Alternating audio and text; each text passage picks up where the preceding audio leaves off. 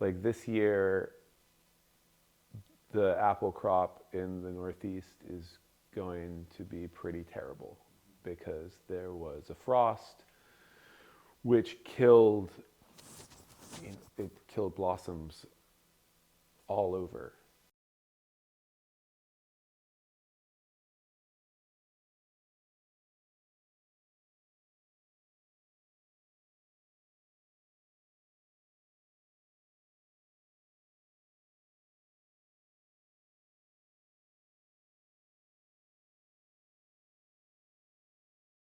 Cider was forgotten. So it was probably at its peak around the late or mid to late 1800s. And so cider kind of faded away and got this revival, quietly, I mean, people out here always made it, but, revival as a commercial art, I guess, in the kind of, 1980s, 1990s. And so I think that in that sense, it was like, there's this whole swath of history where cider was never even a part of. And so I think that for me, it's the idea that you can take the apple history and the fact that there's this plant, this fruit tree that's grown here forever, that's acclimated to here. We have varieties that are from here, that now through modern technology, winemaking, science, whatever else we know and people's interest, we can invent brand new ways of making cider. It's acknowledging that we have this great history, but also saying, hey, look, this is a cider, these are new ciders for a new time and a new Northeast that's a little bit more diverse, a little bit more interesting, than maybe the 18th century was. It could still take a long time, 10 years or something, to convert over an entire orchard from one varietal to the next, or to grow a new varietal. And so you go through this period of, propagation of apple orchards with all different kinds of apples in them. And then slowly and steadily, the market starts shifting it towards needing to focus around, a handful of varieties. A great example of that is that, an apple discovered in Massachusetts in 1729 or so, the Baldwin, was, prized because of its hardiness, its flavor, yes, but it's also quite sprightly with the acid. And, the joke was you could like literally throw it at somebody's head and they'd pass out because it's like a rock. And that allowed it was a not naturally created apple that was great for exportation. And so for a while, Baldwins were all that people grew because they could make them, they could export them to different parts of the country on the railroads and barrels overseas even. But there was a frost that killed a lot of the crop in I think it was 1933. And so they needed another apple that would take over, that could withstand frosts. And so they shifted over, after all these trees died, they shifted them over to a frost-resistant apple, the Macintosh, which came from Ontario, Canada. And so these evolutions happen over time. And so as this monoculture started developing, you also have globalization, which forces even more of that monoculture. Finally, you get to this kind of place where we're at right now where, especially in the Northeast, orchard businesses are going out, nonstop. They can't really compete on the wholesale market with Washington State or even New York, for that matter. And so a lot of them have started converting back over to these multi-varietal orchards where people like us, cider makers, can come in and buy different varieties to showcase and sell. So we have this kind of, it started that way, and now it's kind of coming back to that way in this grand cycle. You could drive down with old apple trees. You could drive all down all the roads of Maine, and you'd certainly find a lot.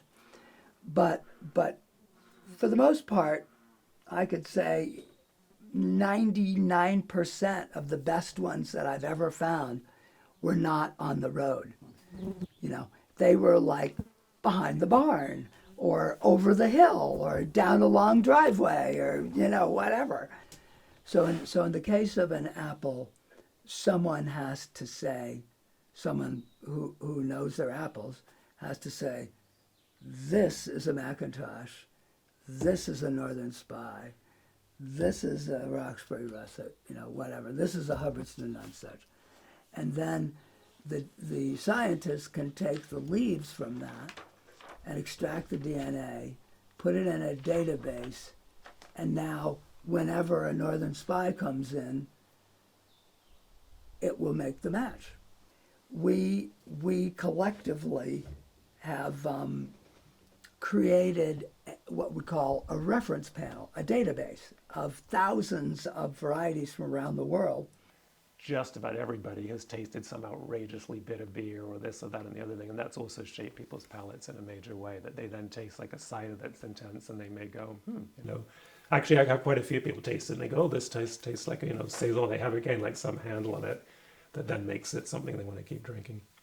And those trees are resilient. Because they're big, their root systems are very large, and means that they can get blown by the wind and they don't tend to fall over unless it's rained a foot.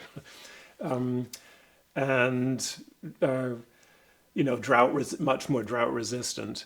So even enormous, you see people that have bought up a farm and they're not haying it, but they still mow like 5 acres just to make it look nice. And although it looks nice, they don't realize that you can actually mow like every 5 years or every 4 years and have this amazing habitat that's like full of like warblers and pollinators and all this stuff going on. And, that mowed field is basically dead, So within our orchard, if we walk out there, it's fairly wild looking. What are some complications with foraging? Poison ivy, bees, rose bushes and blackberry bushes, and brown-tailed moth. We're getting a whole lot here, which is this fuzzy caterpillar that causes rashes when the hairs hit your skin. The apple trees, like lots of crops, grapes too for us, can be really prone to lots of different fungal diseases and insect pests. But it's incredible when you find a wild apple tree that appears to have like absolutely no disease pressure whatsoever, and the apples seem like nearly perfect. Apple bearing is very erratic. I can't go back to my favorite apples very often. They are at least biennial and often much more unpredictable than that. I'm picking wild seedlings, so they're not in any formal orchard setting, even abandoned orchard. These are one-off wild trees. So it's a real treasure hunt. There's a lot of driving involved. Permission is easy to get usually. I can find the landowners pretty easily. It's really tracking down the fruit. Once I've got it, then I just spread a tarp and shake the apples down, and that's the easy part. It's finding the right fruit. And I only pick maybe 1 in 10 of the wild apples that I find. I'm looking for a certain flavor profile. Most are too, I think you need to be discreet about what you put into a wild blend. Over time, I've kind of learned which apples work for me and which don't. So I fill carboys first, which is a little crazy maybe, and then I start filling barrels and tanks and then blending into variable volume steel. But I think it's important to take that time to blend separately. Otherwise, you don't really know where the qualities are coming from.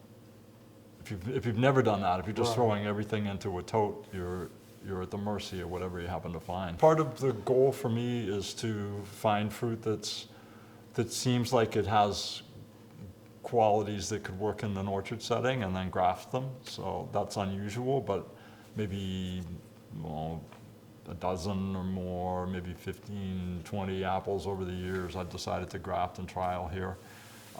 Jury's still out on all of them, but working through it. Every year brings a different set of challenges, and there are so many different hoops that you have to jump through to have an apple that's really going to work in the orchard. It's got to bear well, it's got to be fairly disease resistant, make the right cider, on and on and on. We're really noticing climate change in our operation. Something that most of the growers here in Massachusetts are noticing is changes in diseases and insects as the climate changes. We have one disease in particular that's especially bad in our orchards. This particular orchard was almost wiped out 3 years ago by a disease we call fire blight. It's a bacterial infection It originates in the soil, and when the trees are blooming, the trees are especially susceptible to fire blight. When the blossoms are open and we get a warm rain, rain above 65 degrees, or even even warmer, the bacteria splashes up from the ground and it gets into the blossoms. And when this infection gets into the trees, especially a dwarf orchard like this, it goes through the trees very quickly, in a matter of days, really. And once the infection gets started, once it gets a foothold, it's very, very hard to stop. So what's happening is that the weather is becoming warmer during the blossom time, and there's more threat of warm rains during blossom time. Our climate here in New England also seems to be getting wetter. As we saw this spring, there were devastating floods in Vermont and just slightly west of here, Vermont, Hudson Valley. We're noticing this year has been a lot wetter. Last year was pretty wet also. So those things are combining to change the whole disease and insect picture. So we're avoiding trees that we've noticed seem to be more susceptible to fire blight. Unfortunately, some of our trees that make the best cider bloom late in the year. Their whole life cycle is later than the usual apples that most commercial growers grow. They bloom later. They also, the apples stay on the tree later. They're harvested later. The apples tend to have these stronger flavors that we love, but so if they bloom later, they're going to be more susceptible to fire blight. We have an English apple that we really like called Dabinet. It blooms so late that it's very difficult to manage fire blight.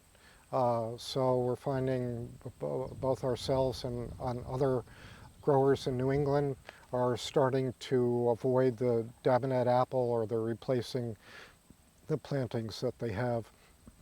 We're also using rootstocks that are considered to be more resistant to fire blight. And we have noticed that the Roxbury russet, one of our favorite apples, tends to be more resistant. These apples that you're seeing right in back of me are Roxbury russet, and this row is the only one that we have left after our big fire blight attack a few years ago. So we have a disease called fire blight coming in, and it's a bacterial disease, and it only spreads when you have temperatures over 70 during bloom. And that allows the disease cycle to begin. It begins at the blossom stage, and insects come, and the insects that have been inoculated with the bacteria come and land on flowers, on the blossoms, and it gets into the tree. And they're inoculated by being on a previously existing wound that was weeping that fire blight bacteria. And with all the diversity that we have, we're very fortunate to have in wild apples in Maine, we're able to, so we've taken a lot of those and we've grafted them up in our orchard. We're also observing them in the wild and seeing how they're reacting to fire blight, because there is a lot of variation in susceptibility to fire blight, I think. Like a lot of the English varieties, your Arlington Mill being one example, is like terribly susceptible to fire blight. That nearly got, it's still surviving, but it's like half dead, the one we have in our orchard. And I'm definitely going to graft it over to something else. So I think that the diversity is really important when we're coming. 2012, there was a late frost that wiped out the apple industry in, Wisconsin, Michigan, Minnesota, New York State, New England, just commercial orchards. Up here, wild apples, like everything just got nuked by this late frost. Probably the single most significant weather event that I've seen in my call it, I don't know, how long have I been in the apple world? Maybe 13, 14 years. You know, we would just be driving. You drive anywhere in the Champlain Valley, up in the mountains, Green Mountains near here, and you're like, wow, I didn't realize that was an apple tree, and that's an apple tree, and turns out there's an apple tree in my backyard. And you know, we were starting this cider company, and people were excited about it. We did a little Kickstarter campaign, so we were kind of telling our friends and family, and just naturally everyone's like, golly gee, I didn't even realize we had all these apples in this tree. You got to come get them. And the idea was, if we found a tree, a wild tree, that was disease resistant, pest resistant, produced a ton of apples, and produced a ton of apples that made a really special cider, that we would take a cutting from that tree and try to propagate it. And so we, you know, still at Windfall Orchard is probably one of the main last spots, maybe some at Sunrise Orchards in Cornwall. You know, we've got trees, some of which are found by Michael from Twig Farm, some by us, and you know, the idea was to kind of test those trees out in a commercial orchard, and if they did well, to really start to propagate them. So when it comes to adapting to climate change, to get back to your original query here, you know, you have an infinite variety of things to select from. The question is, how quickly do you need to move? And so I kind of coyly have said that I plant a lot of southern apples now. You know, it could take 10 years for an apple seed to produce fruit. There are ways of short-stopping that, but you know, you can graft off of a whip onto a dwarfing rootstock that'll produce fruit in 2 or 3 years. So there are ways that you can learn about new varieties more quickly. It's important to me, this question, because I grow my own fruit as a cider maker. I depend on my orchard to produce the fruit that I use to make my cider. So, you know, for me to adapt, I immediately have to contend with these extremes, potentially, you know, years that are extremely hot and dry, years that are like this one, which are warm and wet. Which is a late summer apple that is really, really good fresh eating apple. Really fantastic. This is mostly, this tree is black Oxford, which the apples will be sort of purpley black when they're ready, and they will keep all winter in the root cellar. That's my favorite one. Beg your pardon? I've got one of those at home. Oh It's my yeah, favorite so one. yeah, we have several of them, and they are fruiting pretty well this year. This is called Canadian strawberry, but it also has a couple of other varieties on it. So there's one tree that's not doing well. It's in a bad location. It's very wet, and over the years it's been struggling, and finally this year it just, so, you know, the apples are just kind of tucked in wherever they can fit. This is mostly Northern Spy, which I mentioned a few times, that name. That's another classic. It's from New York, but we won't hold it against it. New York and New England have been struggling with fire blight, which is terrible, and I've been cutting it out, and there's a good example of it right there. Yeah. So I've been going through everything. We had it way worse last year. I mean, I lost whole trees last year, which was just really, you have to have a thick skin. Yeah. But this year we have it, but not nearly as bad. Are you finding that it's beginning to affect more trees, or trees that you didn't think it would affect? Well, here's a little bit of fire blight right here, right there. I don't think that, I mean, if it gets it, you know it's susceptible. Yeah. If it doesn't get it, you don't know. Right. Because it could just be... It's like a false positive. Yeah, it's just like, well, it's just like, it wasn't near the other tree that got it, or, you know, the wind was blowing the wrong way or something. So in order to get to a point where, and in Maine, you know, when I was first getting into all this, you know, 30, 40 years ago, you go to a meeting and they'd say, don't worry about fire blight, it's never in Maine, you know, and so it's really a recent thing. And people would say, well, it's, you know, from warming climate. And also the other thing that happened this year, which happened all over, probably happened down your way too, is we had, on May 18th, we had 22 degrees here. And we thought, and we were in full bloom, we thought we had lost everything. But incredibly enough, you know, we have apples, and you know, this is going to have quite a bit of fruit on it. And so it was like a miracle that we got anything, because it was really cold.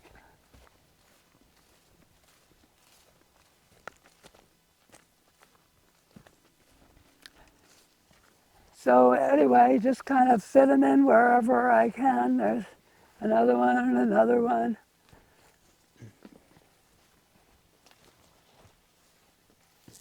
Then they also come up from seed. These are two seedlings that came up. They're both topworks. They're both now varieties. But one of the things that I'll show you on a number of locations is are where I've left a lower branch of the rootstock because I want to see what the seedling will do. Yeah. And some of those have turned out to be some of my favorite fruits. In fact, one of my cider apples, I found what I thought would make a good cider apple, grafted onto a rootstock. This is up the road, I'll show you. And then the original rootstock fruit, and I was like, oh, that's way better than what I grafted under. This is the Northeast Cider Bottle Museum. It's also our outhouse. So. Oh wow. So this is, you should feel very honored that that you've gotten to usually we charge admission, but today for us there's a special event that you guys are here.